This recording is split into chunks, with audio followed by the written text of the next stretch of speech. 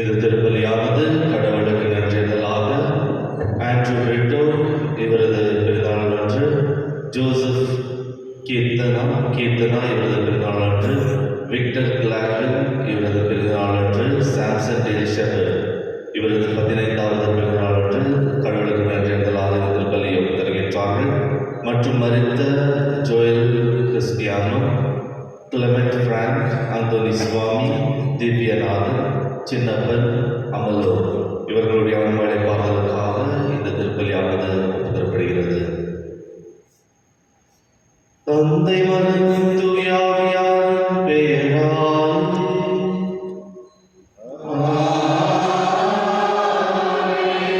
நம் ஆண்டவராகிய இயேசு கிறிஸ்துவின் கடவுளும் தூய ஆவியாரின் நட்புறவும் உங்கள் அனைவரோடும் இருப்பதாக.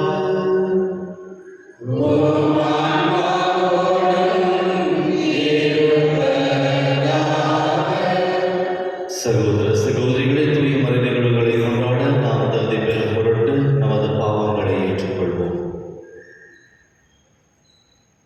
எல்லாம் வல்ல இறைவனிடமும்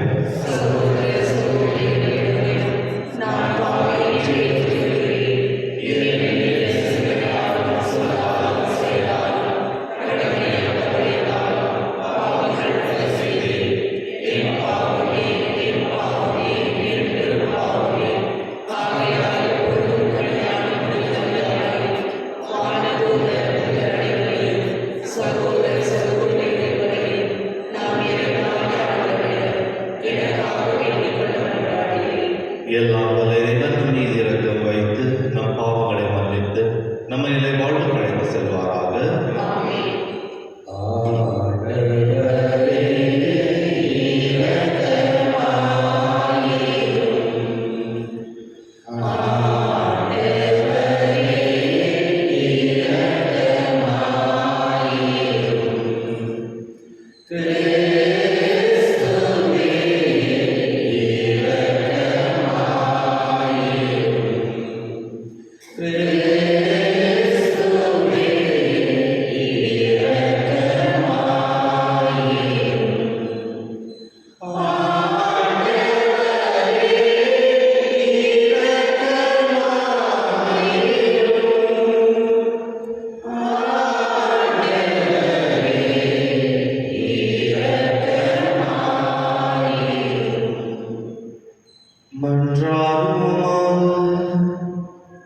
இறைவா, புதுப்பிக்கப்பட்ட இளமை உணர்வோடு உமக்கள் என்றும் மக்களிப்பார்களாக.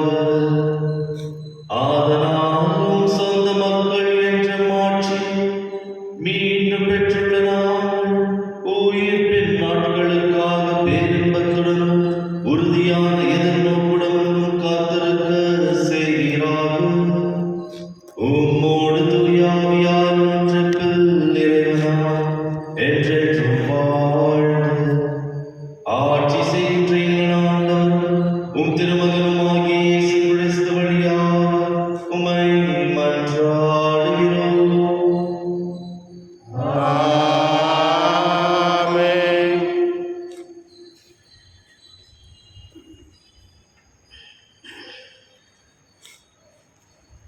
நீர் முழு உள்ளத்தோடு நம்பினால் தடையில்லை. திருத்தூதர் பணிகள் நூலிலிருந்து வாசகம்.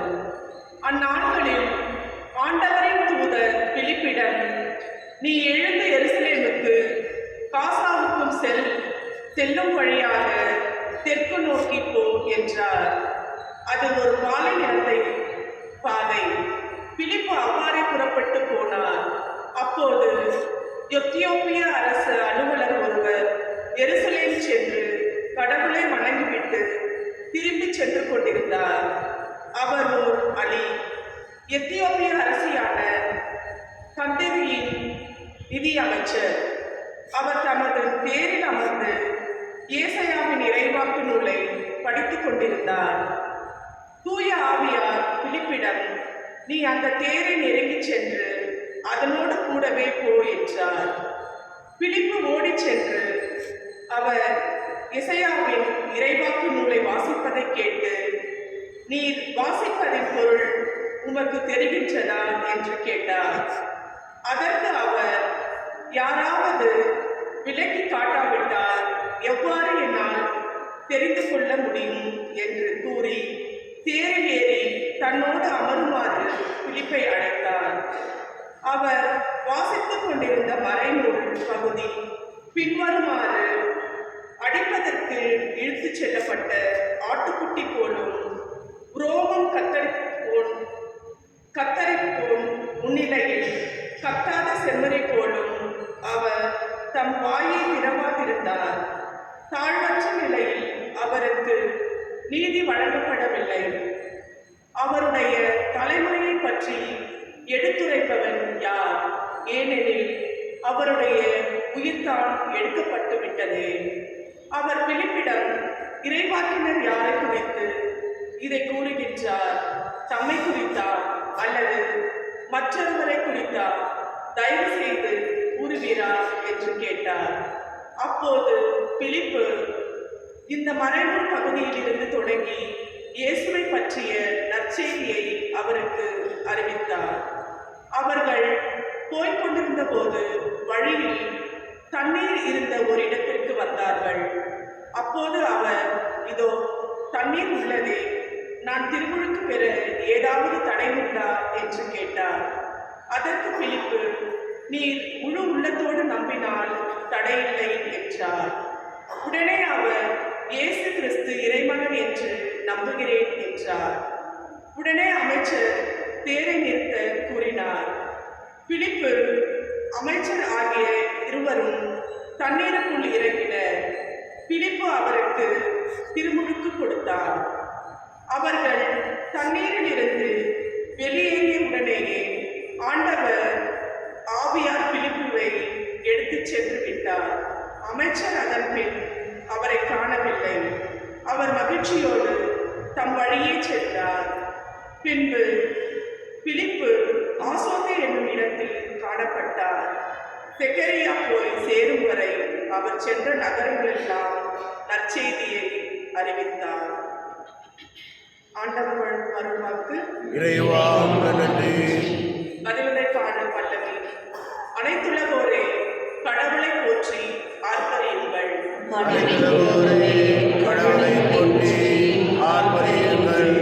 மக்களிடங்களே நம் கடவுளை போற்றுங்கள். அவரை புகழ்ந்து பாடும் ஒளி கேட்கச் செய்யுங்கள். நம்மை உயிர்வாழ செய்தவர் அவரே. அவர் நம் கலன்களை இடரவிடவில்லை. பல்லவி.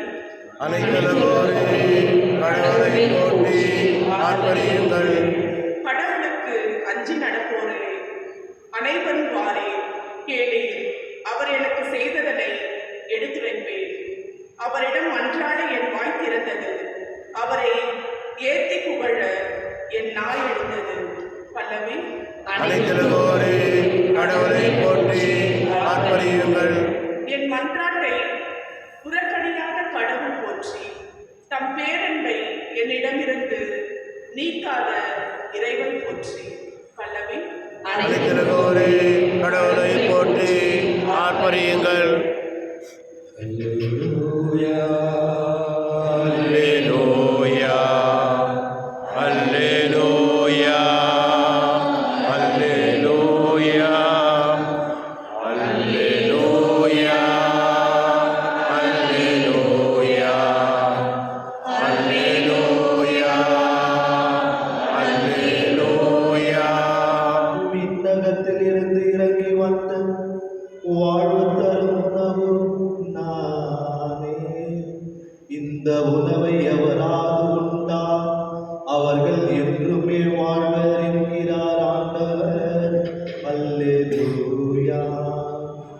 Alleluia, Alleluia,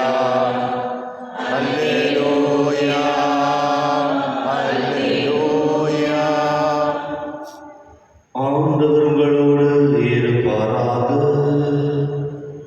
உம் ஆன்மாவோடும் இருப்பாராக. யோவான் எழுதிய நற்செய்தியிலிருந்து வாசகம். ஆண்டவரே, ஆட்சி உமக்கே. அக்காலத்தில் இயேசு யூதர்களை பார்த்து கூறியது, என்னை அனுப்பிய தந்தையை தாதை ஒழிய எவரும் என்னிடம் வர இயலாது. என்னிடம் வருபவரை நான் இறுதி நாளில் உயிர்த்தெழ செய்வேன். கடவுள் தாமே அனைவருக்கும் கற்றுத்தருவார் என இறைவாக்கினர் நூலில் எழுதியுள்ளது. தந்தைக்கு செவிசாய்த்து அவரிடமிருந்து கற்றுக்கொண்ட அனைவரும் என்னிடம் வருவார். கடவுள் தாமே கற்றுத்தருவார் என்பதிலிருந்து கடவுளையே எவராவது கண்டுள்ளார் என பொருள் கூடக்கூடாது. கடவுளிடமிருந்து வந்தவர் மட்டுமே கடவுளை கண்டுள்ளார். உறுதியாக உங்களுக்கு சொல்கிறேன், என்னை நம்புவோர் நிலை வாழ்வை கொண்டுள்ளார். வாழ்வதன் உறவு நானே.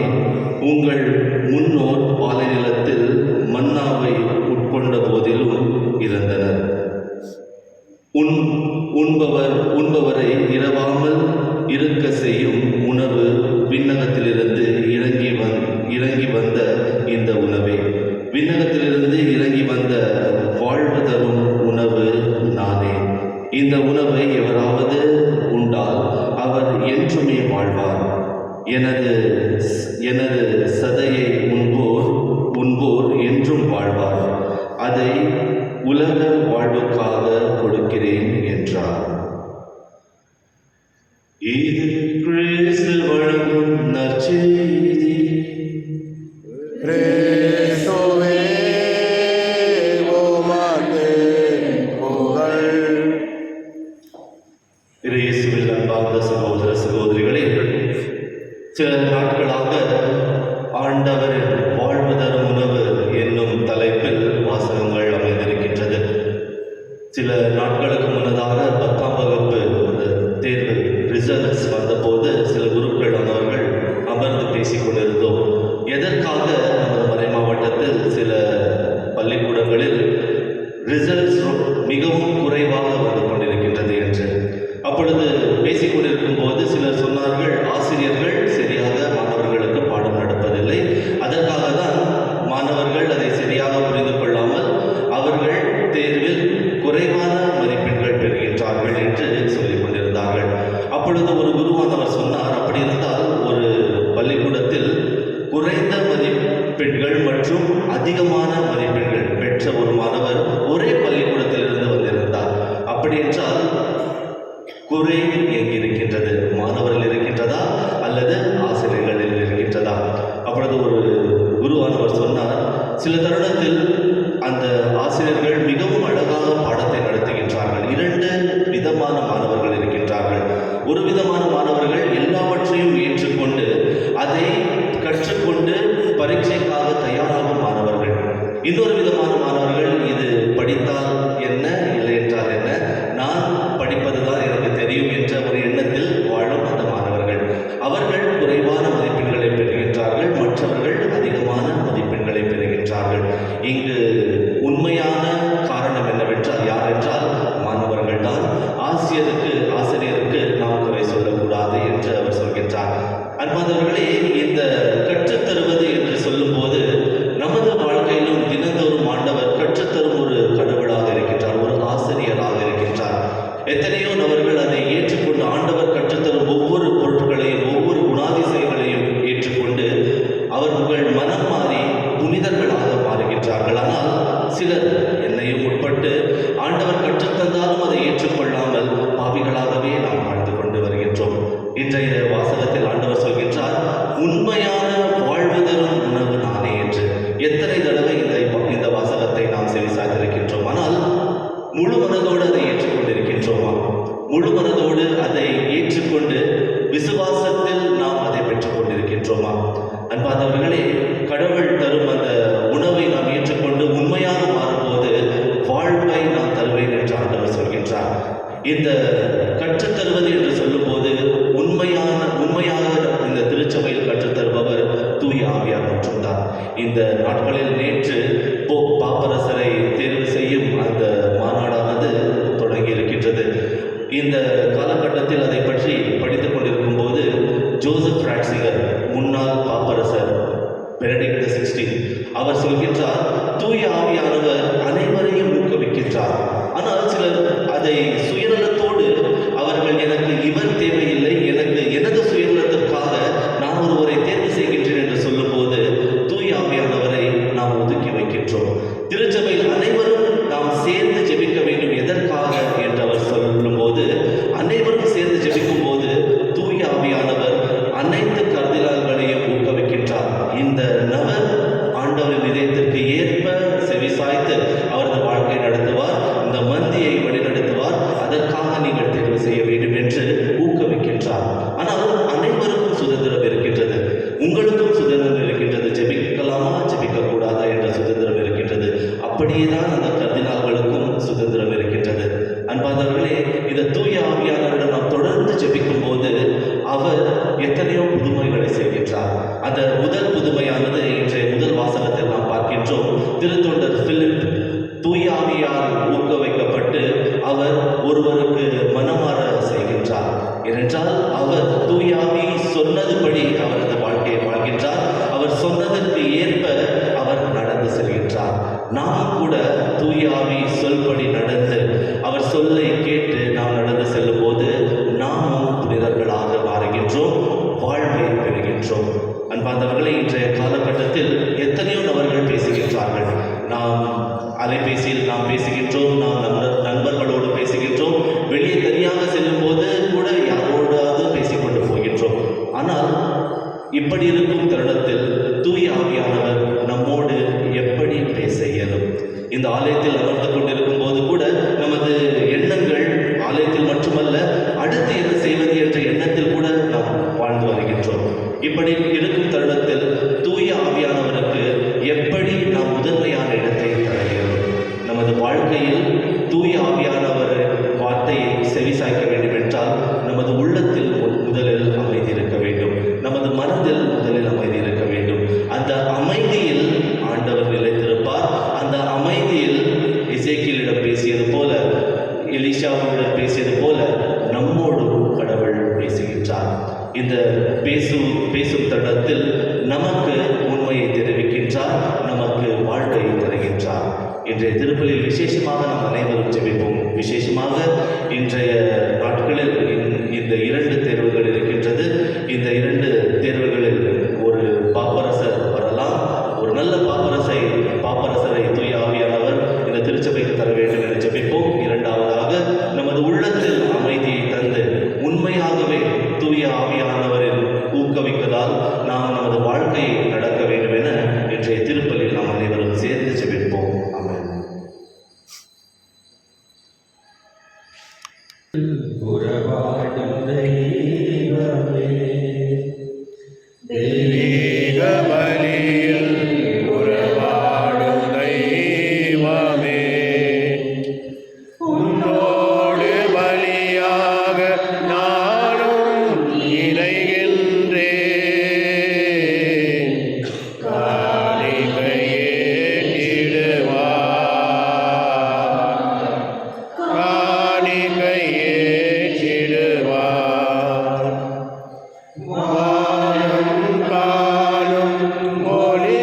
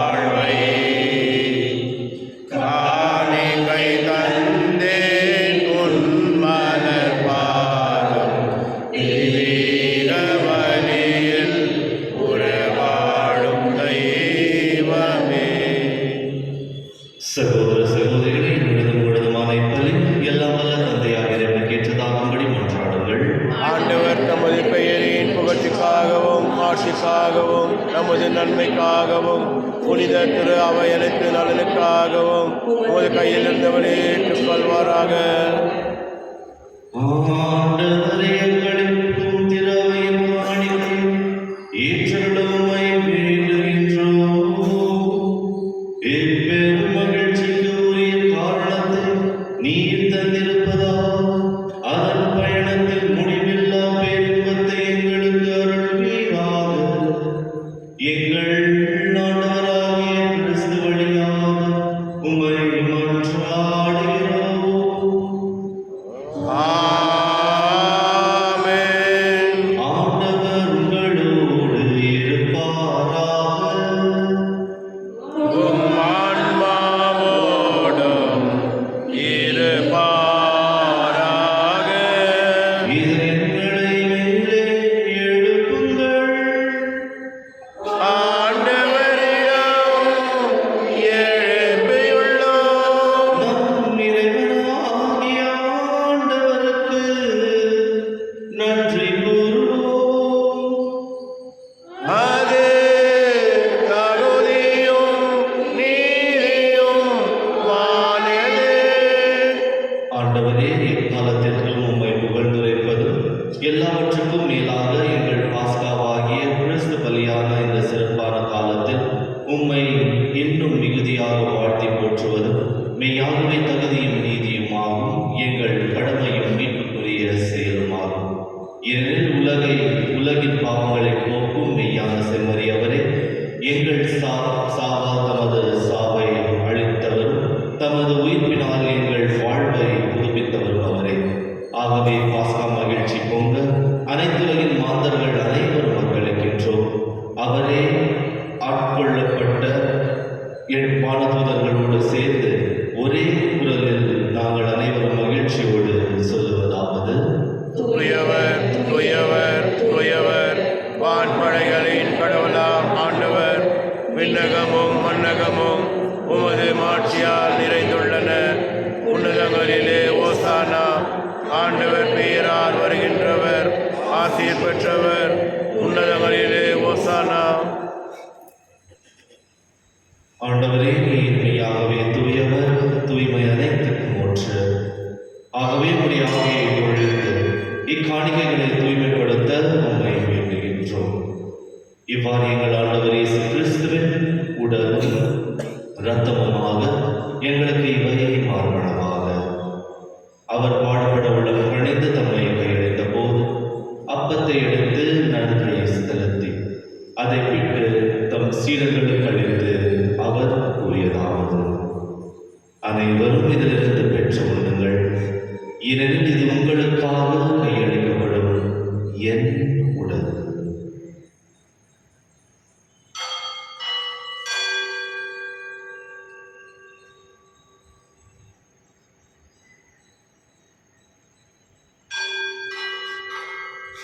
அவ்வண்ணமே இரவு விருந்தை அருந்திய பின் கிண்ணத்தையும் எடுத்து மீண்டும் உமக்கு நன்றி கூறி தம் சீடர்களுக்கு அளித்து அவர் கூறியதாவது: அனைவரும் இதிலிருந்து பெற்று பருகுங்கள்.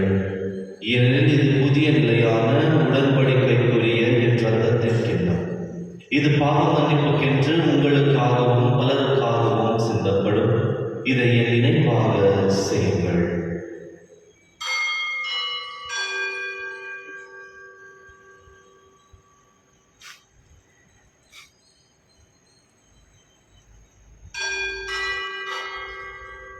நம்பிக்கையின் மறைபொருள்.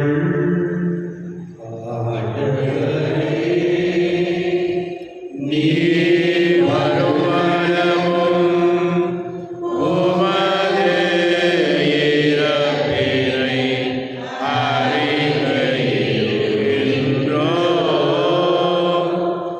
உமது உயிர்ப்பினையும் எடுத்துரைக்கின்றோம். ஆகவே ஆண்டவரே, நாங்கள் கிறிஸ்துவின் இறப்பினையும் உயிர்ப்பினையும் நினைவு கூர்ந்து வாழ்வதரும் அப்பத்தையும் மீன்பளிக்கும் கிண்ணத்தையும் உமக்கு ஒப்புத் தருகின்றோம். உம் திருமுன்னின்று உமக்கு ஊழியம் புரிய தகுந்தவர்கள் எங்களை ஏற்றுக்கொண்டீர். எனவே உமக்கு நன்றி செலுத்துகின்றோம். மேலும் கிறிஸ்துவின் உடலிலும் இரத்தத்திலும் பங்கு கொள்ளும்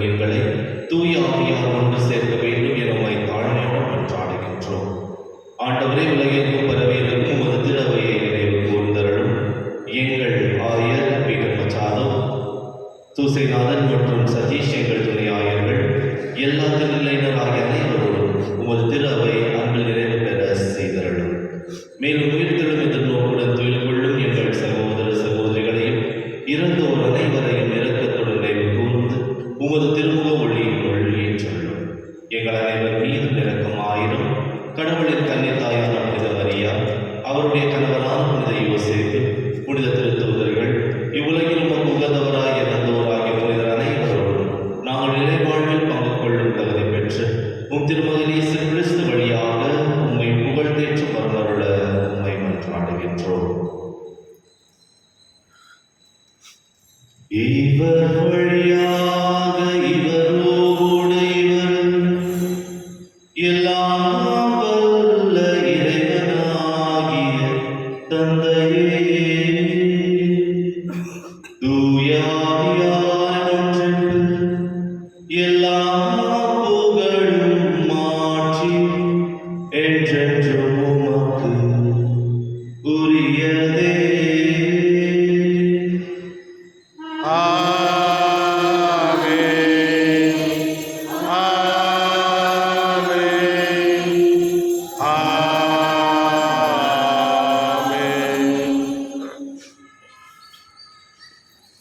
மீட்பரின் கட்டளையால் கற்பிக்கப்பட்டு இறை படிப்பினையால் பயிற்சி பெற்ற நாம் புரிந்து சொல்லுவோம். எங்கள் தந்தையே, உமது பெயர் தூயதென போற்ற வருக. உமது ஆட்சி வருக. உமது திருவுளம் விண்ணுலகில் நிறைவேறுவது போல மண்ணுலகிலும் நிறைவேறுக. எங்கள் அன்றாட உணவை இன்று எங்களுக்கு தாரும். எங்களுக்கு எதிராக குற்றம் செய்வோரை நாங்கள் மன்னிப்பது போல எங்கள் குற்றங்களை மன்னியும். எங்களை சோதனைக்கு உட்படுத்தாதையும், தீமையிலிருந்து எங்களை விடுவித்தள்ளும். ஆண்டவரே, தீமை அனைத்திலிருந்தும் எங்களை விடுவித்து எங்கள் வாழ்நாளில் அமைதியை கனிவுடன் அருள உம்மை மன்றாடுகின்றோம். உமது இரக்கத்தின் உதவியால் நாங்கள் பாவத்திலிருந்து எப்போது விடுதலை பெற்று யாதொரு கலக்கமும் இன்றி நலமாயிருப்போமாக. நாங்கள் எதிர்நோக்கி இருக்கும் பேரின்பத்திற்காகவும் எம் மீட்பராகிய இயேசு கிறிஸ்துவின் வருகைக்காகவும் காத்திருக்கின்றோம். ஏனெனில் ஆட்சியும் வல்லமையும் மாட்சியும் என்றென்றும் அது. ஆண்டவரே இயேசு கிறிஸ்துவே, அமைதியை உங்களுக்கு விட்டு செல்கின்றேன், என் அமைதியை உங்களுக்கு அளிக்கின்றேன் என்றும் திரு தூதர்களுக்கு முழங்கியதே. எங்கள் பாவங்களை பாராமல் உமது திரு அவையின் நம்பிக்கையை கண்ணோக்கி உமது திருவுள்ளத்திற்கு ஏற்ப அதற்கு அமைதியையும் ஒற்றுமையையும் அளித்தொள்வீராக. என்றென்றும் வாழ்ந்து ஆட்சி செய்கின்றவர் நீரே. ஆமென். ஆண்டவருடைய அமைதி உங்கள் அனைவரோடும் இருப்பதாக, ஆன்மாவோடும் இருப்பதாக. ஒருவருக்கொருவர் வைத்தாண்டவரின் அமைதியை பகிர்ந்து கொள்வோம்.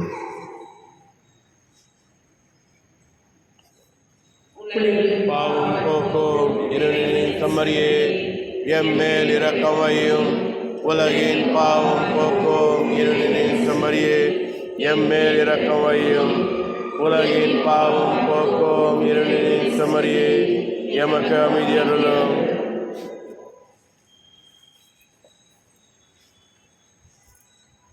அன்பார்ந்தவர்களே, இதுவே தேவனின் செம்மறி நம் அனைவருக்கும் ஒரு சிறந்த ஆசிரியராக, ஒரு குருவாக நம்மை வழிநடத்தும் உண்மையான கடவுளின் மைந்தன். செம்மறி விருது கிடைக்க பெற்ற நாம் அனைவரும் பேறு பெற்றோர். இந்நாண்டவரே, நான் தகுதியற்றவன், ஆனால் ஒரு வார்த்தை மட்டும் சொல்லி அருளும், எனது ஆன்மா நலமடையும்.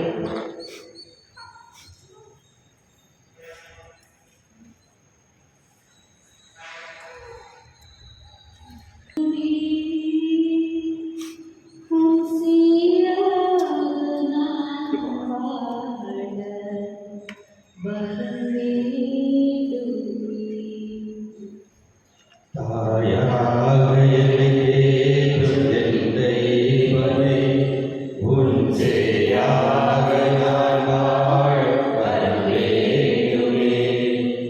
மண்ணீரு வேண்ட நான் வேண்டுமே, இனி உன் அன்பின் உறவாக உயிர் வாழ்வே. தாயாக என்னை தேற்றும் என் தெய்வமே,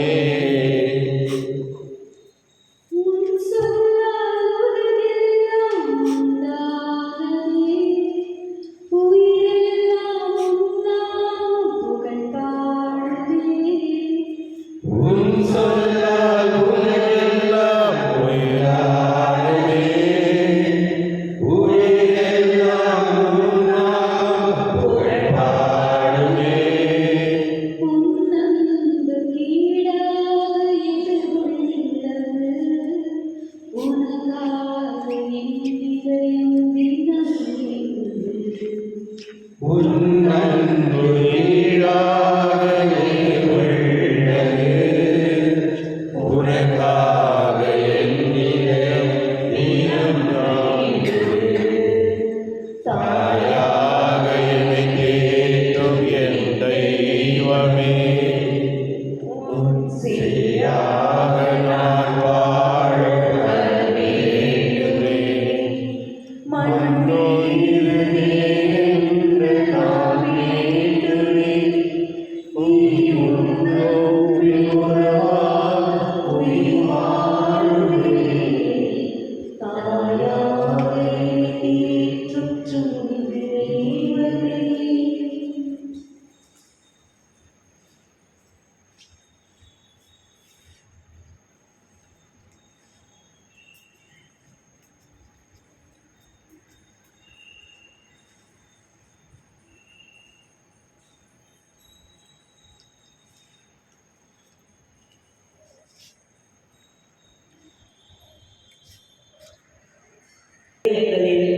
அனுதினமும் பொழிய செய்கின்ற பேரன்போடு உமது அரசின் வருகைக்கான எதிர்நோக்கை பயணிக்க செய்வதாக படைப்பனைத்தோடும் இணைந்து புதிய விண்ணகமும் புதிய மன்னரும் நோக்கிய என் பயணத்தில் நற்செய்தி விதைகளை நான் வளர்த்தெடுக்கவும் நல்லவரால் என்னை மாற்றுவதாக மீன்பின் இருளை கொண்டாற்றும் மற்றும் பணியில் இருளை கொண்டாற்றும் ஆகியவற்றில் அருளும் ஆசையும் மின்னக செல்வங்கள் மீதான உண்மையான நாட்டத்தை என்னை தூண்டி எழுப்புவதாக என் பங்கில் பாதுகாவலாகிய மீட்பர் இயேசுவின் தூய்மை மிகு இதயத்தில் வருகின்ற மகிழ்ச்சியையும் அமைதியையும் படைப்பனைத்திற்கும் பகிர்ந்து கொடுக்கக்கூடிய திருத்தூதர்களாக எம்மை மாற்றுவீராக. எல்லா மாட்சியும் புகழும் ஆராதனையும் உமக்கே உரித்தாக. ஆமென்.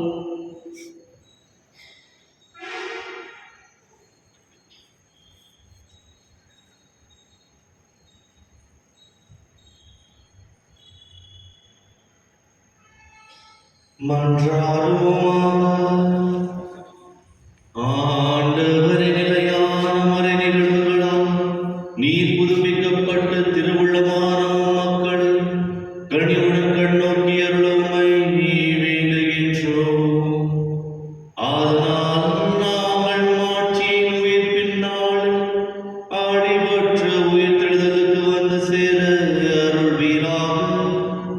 எங்கள் ஆண்டவராகிய கிறிஸ்து வழியாக உம்மை மன்றாடுகிறோம். ஆமென். ஆண்டவர் உங்களோடு இருப்பாராக. உம் ஆன்மாவோடும் இருப்பாராக. எல்லாம் வல்ல இறைவன், தந்தை, மகன், தூய ஆவியார் உங்களுக்கு ஆசி வழங்குவாராக. ஆமென். தூய ஆவியாரின் சொல்படி நமது வாழ்க்கை நடத்தி செல்ல